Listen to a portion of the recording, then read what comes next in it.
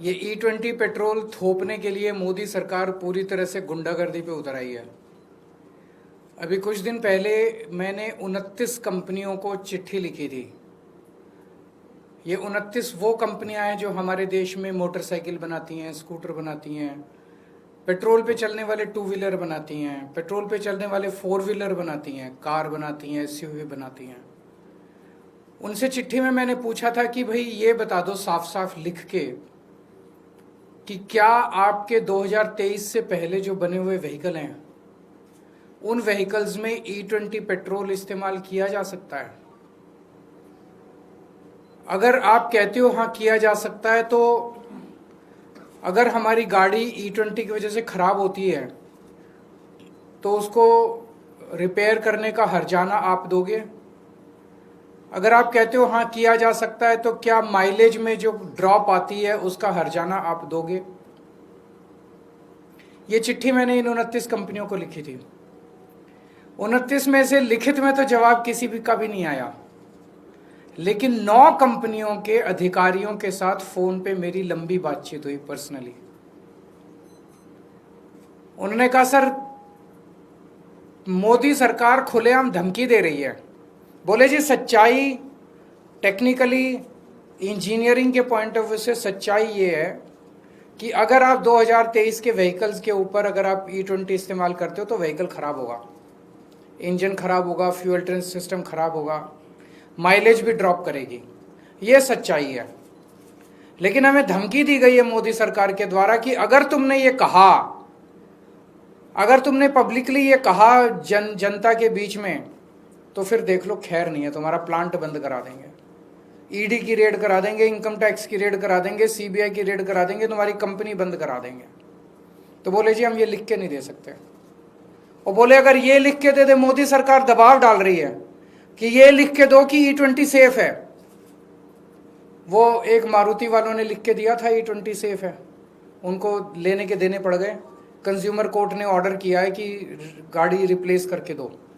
तो बोले जी अगर लिख के देते हैं कि E20 सेफ है तो जनता चली जाएगी कोर्ट में और मांगेगी भाई हर्जाना दो, हमारा गाड़ी रिप्लेस करो, जो हमारा कंपोनेंट खराब हो गया उसके पैसे दो, जो हमारी माइलेज गिर गई उसके पैसे दो। तो बोले जी हम कुछ भी लिख के नहीं दे सकते। मोदी सरकार कंपनियों के ऊपर गुंडागर्दी करके दबाव क्यों डाल रही है?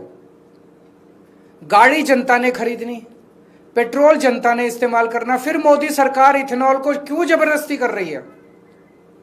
30 करोड़ हमारे देश के अंदर गाड़ियां हैं जो कि 2023 के पहले की बनी हुई हैं। 22 crore car, 22 crore two wheeler और 8 करोड़ फोर व्हीलर। इन 30 करोड़ गाड़ियों को मोदी जी कंडम बनाने में लगे हुए हैं, पूरी शिद्दत के साथ लगे हुए हैं मोदी जी इन 30 करोड़ गाड़ियों को कंडम बनाने में। क्यों? क्या इंटरेस्ट है मोदी जी का? इथेनॉल पेट्रोल से महंगा है, इथेनॉल की कैलोरीफिक वैल्यू कम है तो माइलेज कम देता है पेट्रोल से। इथेनॉल से कोई फॉरेन एक्सचेंज नहीं बचती, अब तो इतने बड़े बड़े आर्टिकल आ चुके। इथेनॉल से कोई किसानों का फायदा नहीं होता, इतने बड़े बड़े आर्टिकल आ चुके। इथेनॉल जहां बनता है वहां पे कई कई किलोमीटर तक अंडरग्राउंड पानी खराब हो जाता है, प्रदूषण फैलाता है। फिर इथेनॉल में मोदी जी का इतना इंटरेस्ट क्यों है? ये एक सोचने वाली बात है।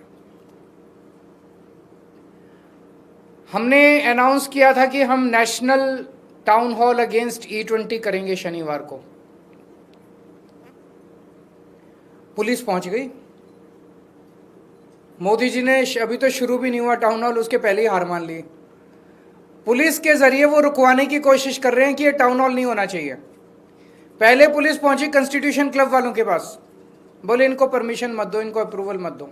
बोले जी हमने तो दे दी, पैसे भी जमा हो गए, रसीद भी कट गई, बुकिंग भी हो गई। बोले बुकिंग कैंसिल कर दो। बोले जी कर नहीं सकते। फिर पुलिस हमारे पास आई, सौरभ के पास आई, और पुलिस कहती है परमिशन लो। आज तक इंडोर एक्टिविटी की कभी कोई परमिशन नहीं होती थी इस देश के अंदर। हमने कॉन्स्टिट्यूशन क्लब में इतने प्रोग्राम किए, आज तक कभी कोई परमिशन नहीं ली। अब कह रहे हैं परमिशन लो। तो मैं प्रधानमंत्री जी से कहना चाहता हूं, बता दो किस किस चीज की परमिशन लेनी है। खाने की भी परमिशन लेनी है, पीने की भी परमिशन लेनी है, नहाने की भी परमिशन लेनी है, सोने की भी परमिशन, किस किस चीज की परमिशन लेनी है? आज तक कभी इंडोर एक्टिविटी की परमिशन, फिर अब किस चीज की परमिशन? तो प्रधानमंत्री जी, ये पुलिस की धमकी मत दो। जनता ने दिखा दिया आपको कि वो आपकी पुलिस से नहीं डरती। आपने डंडे ही तो मारोगे, जेल ही तो भेजोगे, सब करके देख लिया आपने, लेकिन इस देश की जनता नहीं मानती। E20 तो प्रधानमंत्री जी आपको वापस लेना पड़ेगा। शांति से ले लो, नहीं तो जनता करवा लेगी। अगर आपके कोई प्रश्न है तो होगा, बिल्कुल होगा, है, टाउन हॉल है। तो आपने इसे परमिशन मांगी है? ना, जरूरत ही नहीं है कानून में। हमने कभी कानून दिखा दो, कानून नहीं है उनके पास कोई। टाउन हॉल होगा, बिल्कुल होगा, सब लोग आइए। खूब जबरदस्त रिस्पॉन्स आ रहा है। हजारों लोग तो ऑनलाइन जुड़ेंगे और कई लोग जो हैं वो फिजिकली आएंगे। सर, मेरा एक सवाल है। जो पेपर लीक का इशू लगातार उठा था, सीजीपी की जो स्पोक पर्सन है उनका कहना है कि उनकी डिमांड थी कि पूरे देश भर में जो स्टूडेंट्स के ऊपर एफआईआर है उसको विड्रॉ किया जाए। फिलहाल सुप्रीम कोर्ट में यही मामला गया था, सुप्रीम कोर्ट ने आदेश भी दिया है, लेकिन उनका कहना है कि अगर ये विड्रॉल नहीं हुआ तो वो देशव्यापी आंदोलन करेंगे। करना चाहिए, हम उनके समर्थन में हैं। सबके सामने, पूरे देश के सामने जॉइंट प्रेस कॉन्फ्रेंस हुई, जिसमें उनके 2 मंत्री बैठे थे, सीजेपी के 2 लोग बैठे थे, जिसमें पूरे देश के सामने कहा गया कि इन बच्चों के खिलाफ जितनी भी एफआईआर हुई है आंदोलन की, वो वापस ली जाएगी। तो इसका मतलब मोदी सरकार ने झूठ बोला। मोदी सरकार को वापस लेनी चाहिए, सारी एफआईआर विड्रॉ होनी चाहिए। बच्चों को क्यों परेशान किया जा रहा है, क्यों तंग किया जा रहा है बच्चों को? सर, दिल्ली पुलिस कह रही है इसमें 2800 लोग ऐसे भी हैं जो पहले से क्रिमिनल बैकग्राउंड के हैं। कैसे पता चला? कुछ भी सोर्सेस सोर्सेस से आया है, फेस डिटेक्ट करके सोर्सेस से आया है, पुलिस का कोई बयान नहीं आया। सोर्सेस से तो रोज ये सारी सरकारी सोर्सेस से चल रही है। कोई बयान आया हो तो दिखा दो। पुलिस का कोई बयान नहीं है, मैंने पढ़ा था। सोर्सेस से सवेरे कहते हैं, सोर्सेस से शाम को कहते हैं, हमने तो कहा ही नहीं। मजाक बन गया सरकार। आपने आज भी एक वीडियो एक्स पर पोस्ट की है, दिल्ली में जल जमाव की स्थिति हो रही है। बीजेपी ये कह रही थी कि 10 साल आप सरकार में रहेंगे। अब तो इनको 2 साल हो गए सरकार चलाते। अब तो इनको कम से कम, इतना बुरा हाल तो हमारे टाइम में कभी भी नहीं था। हाँ, कुछ एरियाज होते थे जहाँ पे जल भराव होता था, लेकिन जिस तरह से बसों में पानी भर रहा है, मेट्रो में पानी भर रहा है, मेट्रो स्टेशंस में पानी भर रहा है, ऐसा हाल तो हमारे टाइम में कभी नहीं हुआ। सर, दिल्ली की महिला को आप भी पैसे देने वाले थे, कल दिल्ली लक्ष्मी योजना जारी की, उसमें इतनी एक्सेप्शंस हैं, शायद उन शर्तों को अगर माना जाए तो हार्डली कोई महिला इसमें, एक बार ही लागू करने देते हैं, देखते हैं। 17 लाख को फायदा होगा। महिलाएं तो दिल्ली के अंदर 1.25 करोड़ हैं।